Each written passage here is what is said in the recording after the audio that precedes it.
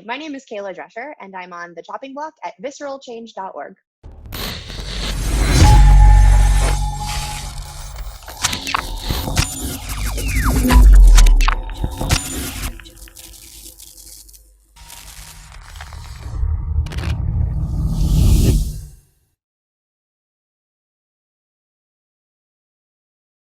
We are here with the one, the only, the myth, the legend, Kayla Drescher.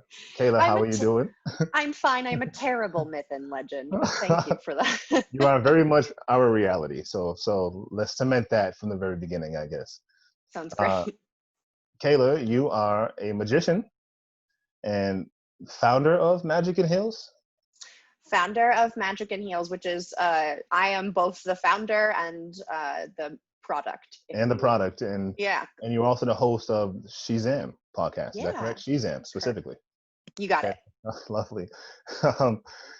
Um, I'm really excited to talk this through with you because you know I think there are one thing we try to accomplish on the chopping block is pull out diversity and inclusion from areas and arenas that people may not be paying attention to in terms of the ways in which it's situated.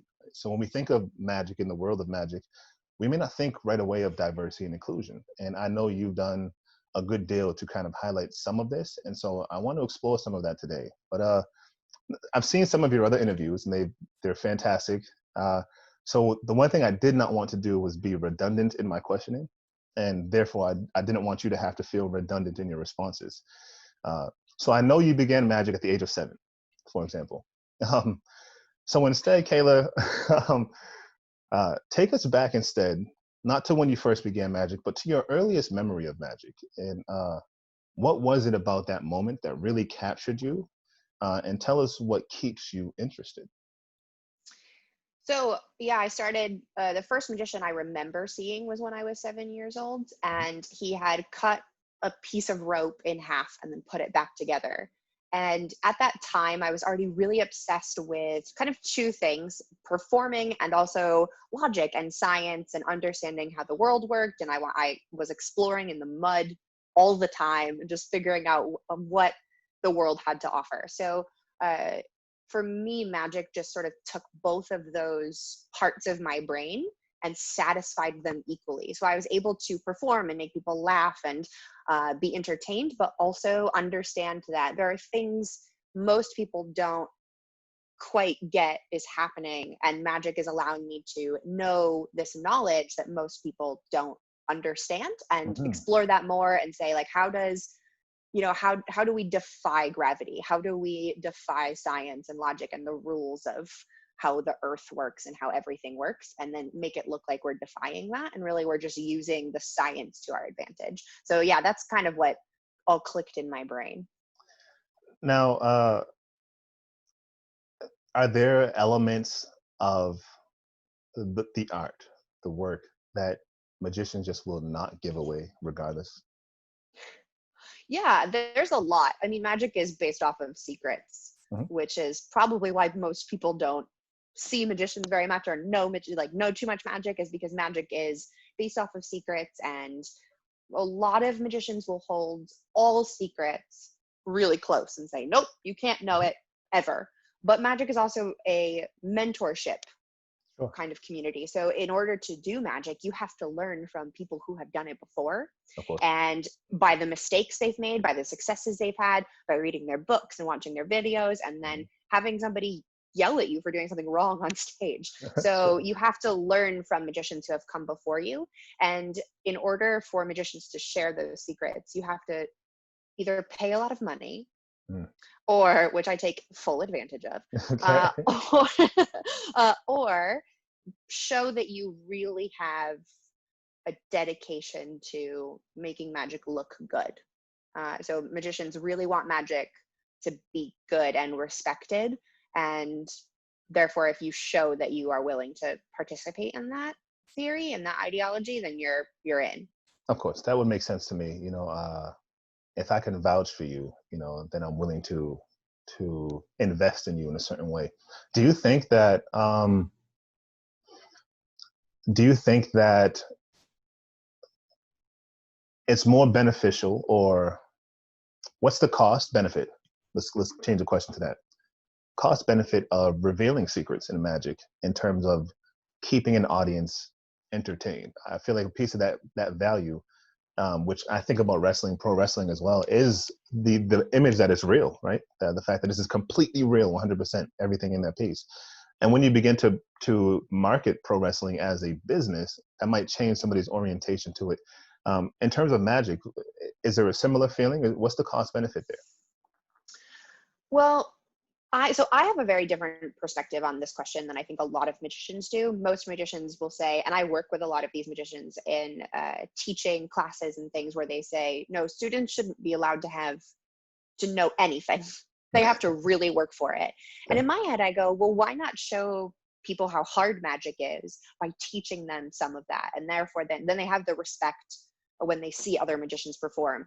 I kind of have a very similar theory to this than the Masked Magician who was on in the 90s, where he would reveal magic on television. And the things he was revealing, and he finally unmasked himself and said this, and it really oddly stuck with me because most magicians really hate the guy for revealing all these secrets. But he had a really good point, which was he's revealing the secrets of magic that has been overdone for hundreds of years. Probably shouldn't be performed as is if you are a professional, and wants to encourage people to say, okay, how do I make this better? How do I make this so that, okay, people know the secrets to this standard basic effect.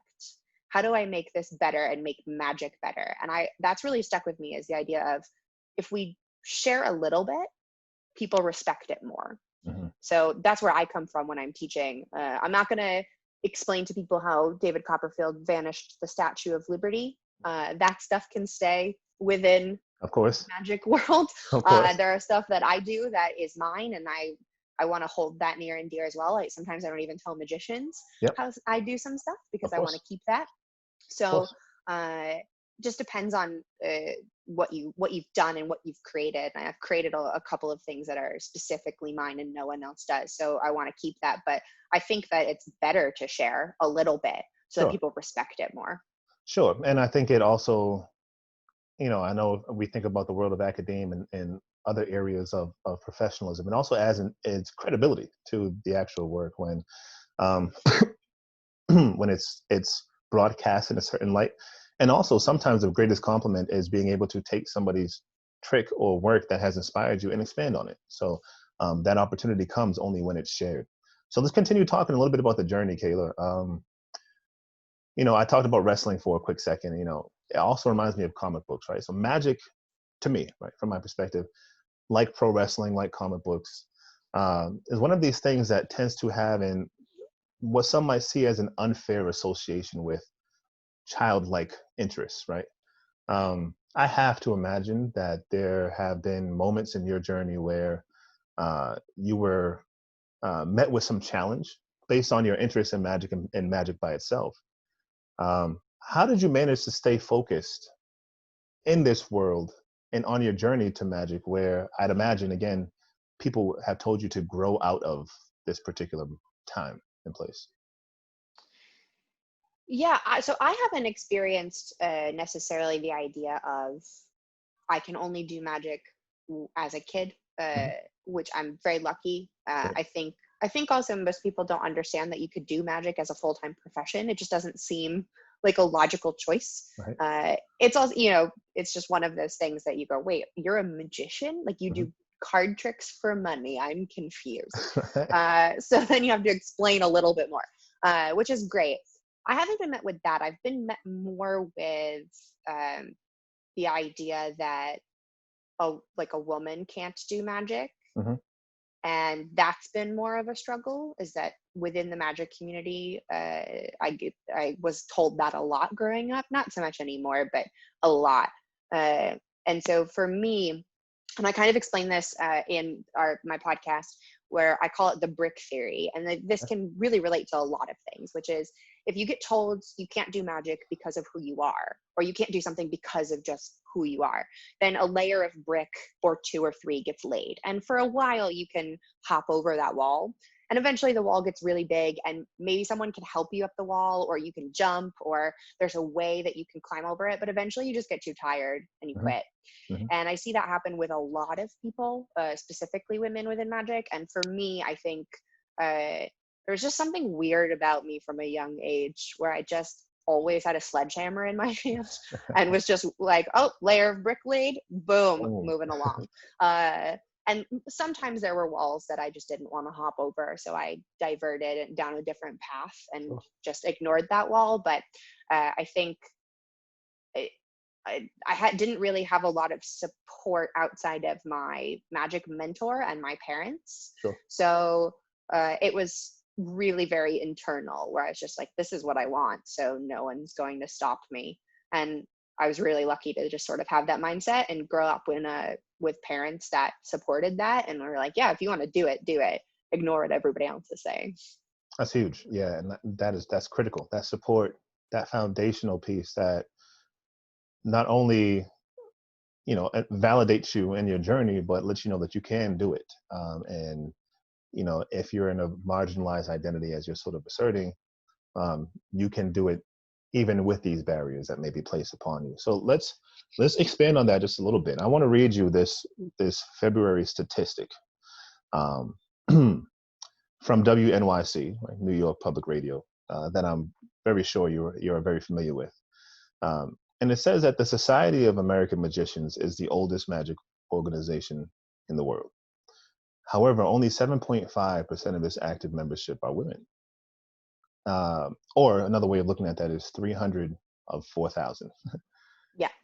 So Kayla, what does this statistic tell us about the state of women in magic, and what needs to change? Well, that statistic is actually, I think, a little bit better than most. Wow. That's a really specific organization. And I grew up in the Society of American Magicians and was really lucky to sort of grow up having 7.5% of the membership be women, because I saw them, which was awesome. And, you know, when I was 15 years old, I finally saw my first solo woman performing magic, and it was at a Society of American Magicians convention. So I was really lucky, and so that's good. And my magic mentor also was really good about trying to expose me to women doing magic, and that was also part of that organization. There was a cultural anthology study. I have to look up the exact reference for you, but because it's been about a year since I really looked at the study. Sure. They estimated that out of professional magicians, 2 to 5% of them were women. So that, I think, is a little bit more of an accurate statistic, because anybody can call themselves a magician if they just know the trick where you lay out 3 rows of 7 3 times and then find their card. So then you could say, I'm a magician, done, and join a magic club. I think the professional statistic is a little bit more accurate. What that says specifically is that there's a reason why that number is so low, and we need to understand more of what that reason is. And I don't think there's one answer. A lot of people have tried to come up with one answer, including myself. I think if there was just one single answer, it would be really, really easy to fix. And there's not. The overarching understanding here is magic is written for men by men. Sure. If you create a trick, you create it for yourself. You create it for your body, for your costume, for your hands, for how you move on stage, what you say. You create it for you. And most magicians are men. So when you write it down in a book or teach it on a DVD that magicians can buy and learn the trick and perform themselves, you then have the issue of going, well, I don't have a big jacket. I don't have oversized pants pockets. I don't have blah, blah, blah, blah, blah, blah, blah. Insert all of the things that are very specific to a masculine male, which means that also alienates anybody who doesn't want to be that masculine. There are women who perform magic professionally who go more of that masculine route. They will wear a pantsuit, etc., so they can kind of get away with that. But a lot of women don't want to do that. Many men also don't want to do that. Many non-binary magicians also don't want to go that route. So you end up having this question of, well, how does someone who doesn't want to do that do magic? And that's the brick ideas, that every time you read a trick or learn a trick from someone, you realize that you don't have the tools to do this, so you quit. And that's what I think is happening. Is I think magic is so much, it's created by men for men, so it's really difficult unless you are that masculine male. It's really difficult to figure out how to do magic on your own. I really went that route. I went the very masculine route because all the women I was seeing do magic were super, super sexy. And you know me, that's not me. So I was like, oh, I'm going to go the super masculine route. There's no in between. So I'm going to go like pantsuit and all of that, and realized, oh, that's also not me. This is bad. And I had to find this like very Kayla medium that would also still work with things. And so it took me a while to figure out costume and personality and how do I look and how do I brand myself and all of that, where it's not super feminine, not super masculine. It's here, but I can still work within magic. And then I found people and tools that would say, I want to do this trick that is created for this type of person, but I want to do it here. And you have those tools to help me, and then people would. So that's very helpful, is that there are people who have those tools, and so you learn from each other. I think a lot of things in magic need to change. One of them is the mindset that women can't do magic, which is still a thing that my little girls, my 10-year-old girls who I'm teaching magic, I love them. They're so good. They hear it all the time. Or someone will say, just very specifically, like, oh, I'm going to a magic gathering. I can't wait to see all the boys. I'm like, well, what happened to everybody that's not that? It's deeper than that, right? Yeah, absolutely. So there's a lot of language that needs to change. But also within magic, there's just so much deep-rooted issues with being very misogynistic. There's also like a really terrible history of cultural appropriation, racism, xenophobia, homophobia. So magic is sort of rooted in this history that is not good. If I open up, I'm literally looking at magic books right now, and I'm seeing about 10 of them that if I flip to any given page, there will be something that is any of those issues. I mean, I'm also very attuned to my kinfolk, and skin folk and other folks of color, but in particular Black people. And, it is the minoritized number, right? The finite amount of folks in a particular field, region, area that drives me to be intentional with what I do. So I'm right there with you. I think about when I moved to Arizona, one of my underlying factors for doing so was because there were only about 4.5 at the time percent Black folks in the state, 5% in the city where I was moving to, with Tucson. And so I just thought about all my ancestors who saw those numbers ahead of them and could have made that decision not to go, but decided to break the barriers. And I have a duty of care to people behind me to say, hey, not only is there a space here for me, but I can also maybe be in a particular position of some sort down the road. So that's what drives me to keep working. And, if accolades come, great, but the picture is always a little bit bigger, and that intentionality goes a long way, Kayla, for sure. So let's talk about this podcast, She's In. It's a super critical podcast, or at least at times it gets super critical. I've seen BLM on there. I've seen sort of sense of smash the patriarchy, and it's really, as you call it, sort of a full resource for the magic community to empower women to empower themselves. Tell us about She's In, why the podcast is so important to the world of magic as a whole, in your opinion. So Shazam started where I just had enough of how I was treated within magic and how other women were treated within magic. And I had called my friend Carissa and said, hey, we need to do something. And I want to have a mini series podcast, like 10 episodes at max, where we just talk about all the issues that face women within the magic community. And then we started working on it. Carissa was also, she was really, really great because although she came from the female perspective, she also came from the queer perspective. And so she added an element that I could not. Sure. And we had great conversations about everything and realized that this was not going to be 10 episodes. This was going to be a thing. And we worked for about 6 months on it, recorded a bunch. And then one day we just decided, hey, you want to release it next week? And we did. And now it's been 2 years. And the conversations within Magic we've seen have changed, and we see it because people contact us and say, hey, I saw this thing and I decided to say something. And that's what was different, is that all of a sudden people were deciding to say, hey, I don't like what I just saw. And for example, a magician who from on stage with a microphone might make fun of a woman in the audience for whatever reason. And then after the show, somebody who's listening to the podcast might approach them and say, hey, I just wanted to let you know that really made me uncomfortable. I know that it made the woman uncomfortable. And I'm just speaking up because she might not want to, trying to be like a good ally. So what we noticed was that conversation was changing. And yeah, we get super critical.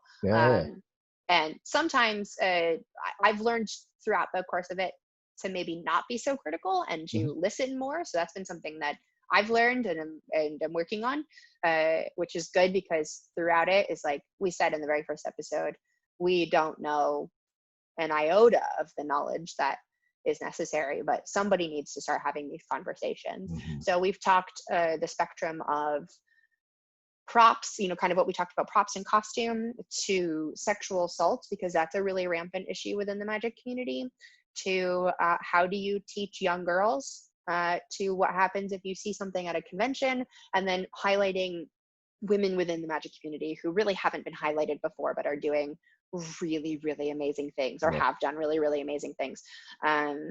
So it's been really important. It continues to be really important. The tagline we had come up with is, one day we hope to become obsolete, which I'm really just hoping is soon.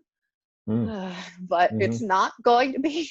And also up until this time, so we've been going for 2 years.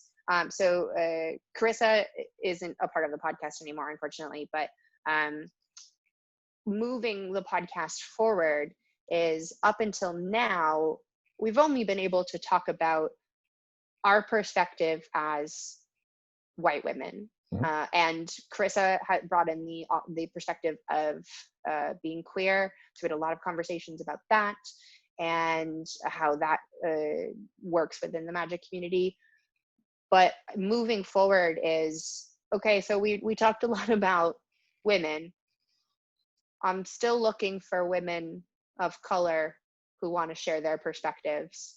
And that's my main goal coming up, is to get not just white women, because it's been mainly white women and Asian American women who we've had on. And so I want to make sure that we're really branching out, because I've learned a lot, especially since the murder of George Floyd, and realized where my what I find, like the social justice that I've tried to enact, has come from only my perspective, and the perspective of what I've experienced. But now it's time to feature more than just that.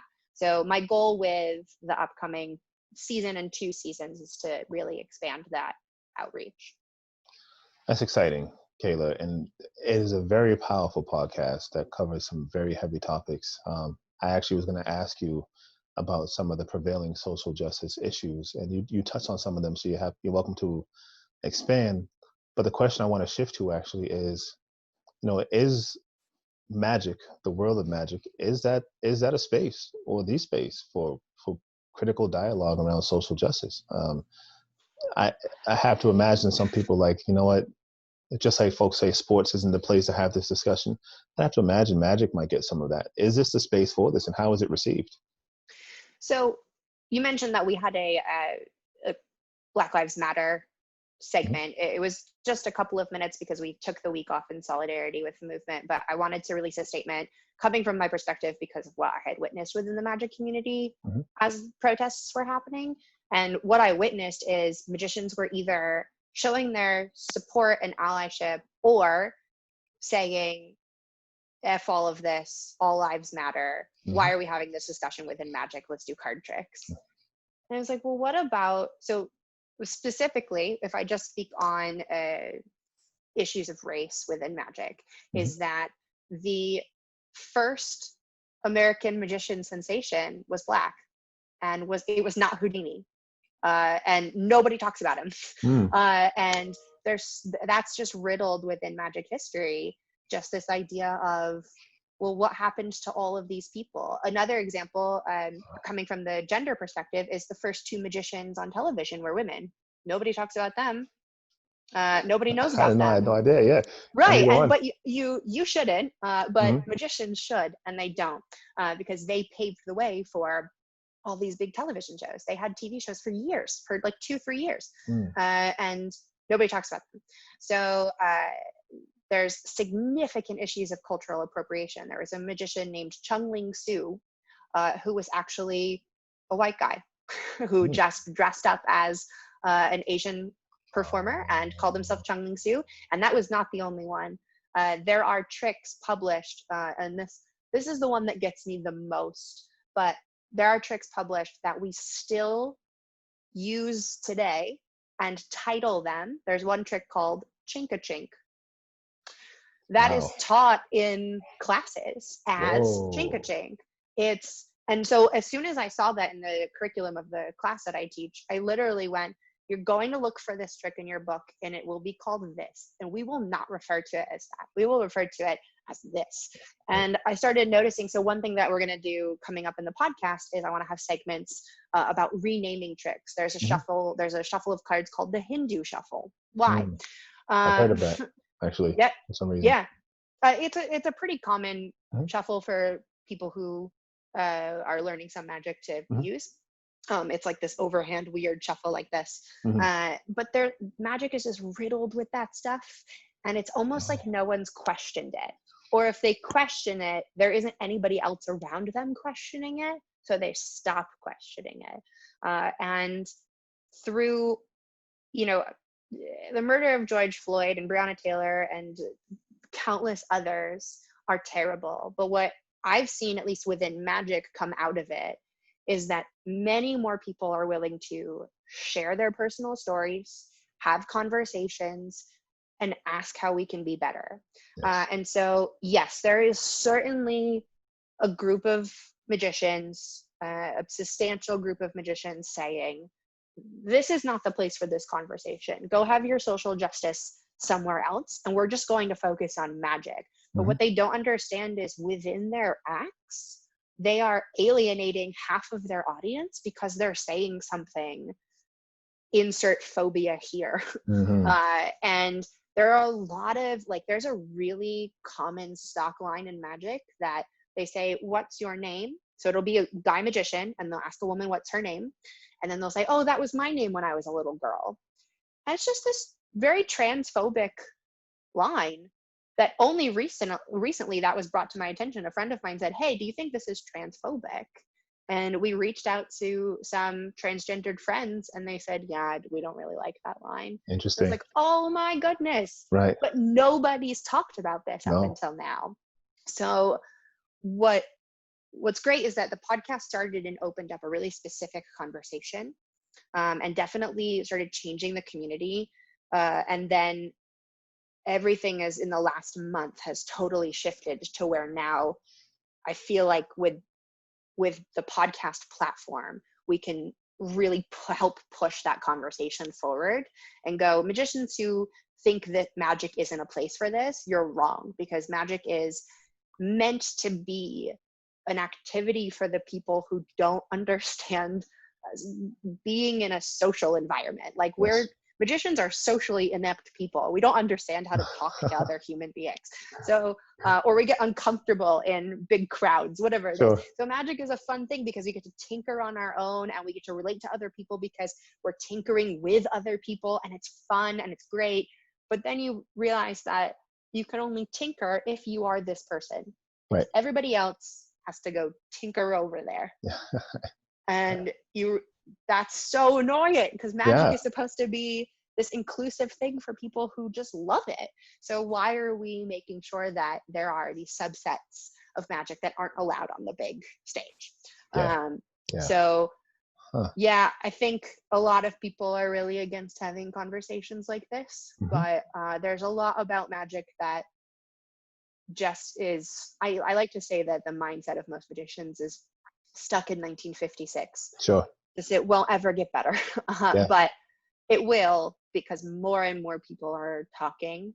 And you know, I say the same thing to people who say, well, why are we talking about social justice within sports? And it's because you're watching. We have to talk about it because you're watching, and that's how we get it across. So if you're watching magic, then we need to do something. If you're a magician, you're paying attention, we need to talk about it. That's profound. You know, my philosophy and the philosophy of visceral change as a whole is that, you know, we believe that social justice intersects with all that we do. If nothing else, because if you're benefiting, somebody else is not. I mean, period. And in really anything in life that we can discuss in terms of privileges and advantages. And that's why it has to matter, because it's at the expense of who. And so the fact that you are acknowledging that magic is a space for this goes a long way for those people who want to become a magician and enter this world in one way or the other, but feel like they don't see themselves. And there's no effort to make sure that they are seen. Your podcast and the discussions you cover are going to go a long way in creating space for that. As we wrap up, Kayla, if you could send one message back in time to young Kayla Drescher, you know, the aspiring magician, you know, about preparing for the challenges ahead, what would that message be?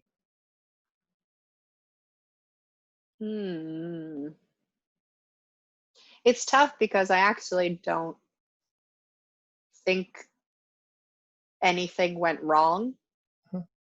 I think every decision I made led to now. Sure. So I think just the whole keep going idea of just saying, just imagine taking someone who treats you like crap and punching them in the face. Don't do it. Just imagine it, because then you can walk away. I think, you know, I do have something. I will, now that I'm thinking about it. I think I would have liked to have spoken out earlier about things I was seeing within magic, along all the things that we've talked about. I wish that I share on the podcast that I've had countless situations of sexual assault within the magic community and haven't said anything up until the last year. And I very much wish I did, because then it would have prevented it from happening to somebody else, maybe, or helped myself deal with those situations. But also I just wish I was willing to kind of like tattletale on people and say, hey, this person did this thing, I'm going to make a stink about it until something gets done. And I just wasn't that person until 3 years ago. So when I finally boiled over. So I think the thing I would probably send back is, just don't be afraid of the repercussions and actually do something about something that you see and don't feel is right. Because I think it was just really easy to internalize it and move along. And so, yeah, that would probably be the big thing. Well, sorry, of course, that experience happened to you, but you know, I'm happy to hear, and I know the listeners are happy to hear that you were able to come to a space with support, I'm sure, to take control of that moment back. And and make sure that, or try your best to make sure that this doesn't happen to any of the women again in Magic. So that's huge. Yeah, we say a lot that you can't change, this is not my phrase, somebody else said it. You can't change the wolves, but you can change the community of sheep around them to not let each other get eaten. And that, I think, is what has changed recently, is that although the wolves still exist and they always will, that people are much more ready to say that's not going to happen today. And that I think is really awesome. Yeah. And that is where we want to be as a culture across the board. We want to have clear lines on these, and to the point where these discussions, like you beautifully articulated earlier, become obsolete, not for the fact that we don't feel that they're important, but because they're now ingrained in what we do in our everyday lives. Kayla, this has been amazing. I was so excited to get to chat with you. Before we go, why don't you tell people where they can get in touch with you, if you have any shows coming up, podcast dates, publications, anything. How can folks get in touch with you? Yeah, so my website is magicandheals.com. So on there, you can go to the contact thing and contact me there. But also all the social medias are Magic and Heals, except Twitter, because it's Magic and Heals _KD, because some 13-year-old has Magic and Heals, and I'm still mad about it. But fine. And then the podcast is Shezam, so it's SHEZAM pod.com. Same thing with all the social medias, is Shezam pod. I'm recording now and hoping to get season 3 out in October. As far as upcoming shows, nope, because we're in a pandemic. But I am teaching a lot of magic, and if you're interested in finding out more about that, both kids classes and adults, we have a really fun workshop with my partner Harrison, and we're doing couples magic. So it's like a date night thing once a month, so people can join and learn different tricks each month as like a fun date night after the it's really fun. We brand it as like, after the kids go to sleep, come join us for a glass of wine and some magic tricks. So we're doing that. So that's mainly the thing, and you can find out all about that on magicandheals.com. That's exciting. The wife and I might have to join that one night, so I have to. I'd love that. Keep you posted. That was so fun. This is great, Kayla. So much. Thank you for joining us, Sherrod Robbins, Kayla Drescher, and this is the Chopping Block at visceralchange.org.